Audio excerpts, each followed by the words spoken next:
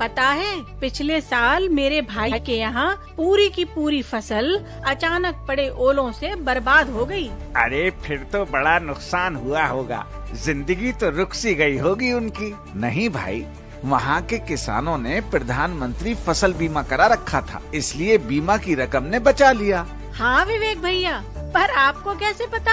अरे मेरा एक दोस्त भी है वहाँ पर, और हमारे कृषि रक्षक भाई भी तो गए थे बीमा के बारे में बताने। तो क्या फसल बीमा ओले पड़ने पर भी मिलता है? हाँ भाई देखो, रबी, खरीफ, बागवानी हो या और कोई फसल जिसे वहाँ की राज्य सरकार ने बीमा के अंतर्गत रखा है, उसके जुताई बुवाई से पहले अगर बीमा कराते हो तो बीमा का लाभ मिलेगा। अच्छा विवेक भैया, किसी कारण से खेती ना हो पाए या फसल बर्बाद हो जाए तो बीमा की रकम मिल जाती है, पर अगर पैदावार ही कम हो तो भी क्या बीमा लाभ मिलता है? जी हाँ, ये बहुत अच्छी बात पूछी आपने। यदि आपने खेती की और किसी कारणवश पैदावार में कमी आ जाती है और बीमा कंपनी को भी आकलन के बाद ये मात्रा अनुमानित पैदावार से कम लगती है, तो भी हम किसानों को बीमा का लाभ अवश्य मिलेगा। अरे भाइयों, इतना ही नहीं, भगवान ना करे पर यदि आपकी खड़ी और लहलहाती फसल भी अचानक आए बाढ़,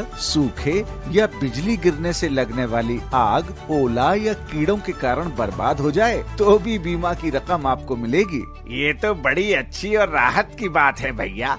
पर विवेक भैया, आपको तो याद ही होगा, कुछ साल पहले हमने फसल काट के खेत पर रखी थी और सुबह ही इतने ओले पड़े कि सारी की सारी फसल सड़ गई थी। हाँ भाई याद है, पर अब खेत में पड़ी कटी हुई फसल को भी यदि काटने के 14 दिनों के भीतर कोई भी नुकसान होता है तो बीमा की रकम मिलेगी। यानी इस बीमा से आपको खेती के तीनों चरणों यानी फसल की बुवाई से पहले, फसल लगने और फसल की कटाई के बाद भी लाभ मिलता है। अरे वाह, ऐसा लगता है फसल बीमा को हमारी हर परेशानी के बारे में पता है, तभी तो खेती के हर विषम स्थिति में ये हमारी ढाल बनकर खड़ी है।